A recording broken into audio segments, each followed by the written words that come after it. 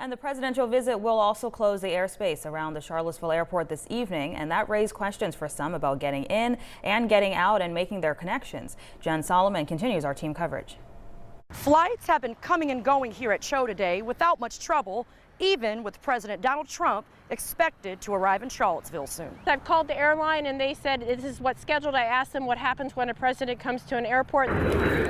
Karen Fink was set to fly out to New York and was watching closely for changes. One thing different she did notice was who else was at the airport. There are people here who are government related. You can tell that there are Secret Service people around. Not everyone coming through the airport was thinking about it. Jeffrey. Do you know who's coming here later today? No, ma'am.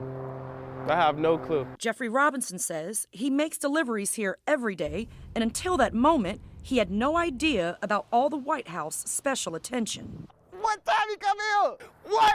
The president come here? I'm lost in the sauce and I come here every day. For those flying out, the concern was still the same. We all know from before, things shut down when a president comes into town. So last check, no major delays here at Cho, but with those airspace restrictions expected closer to his arrival, that is something people coming through the airport are keeping an eye on. From the Charlottesville Albemarle Airport, I'm Jen Solomon, 29 News at 5.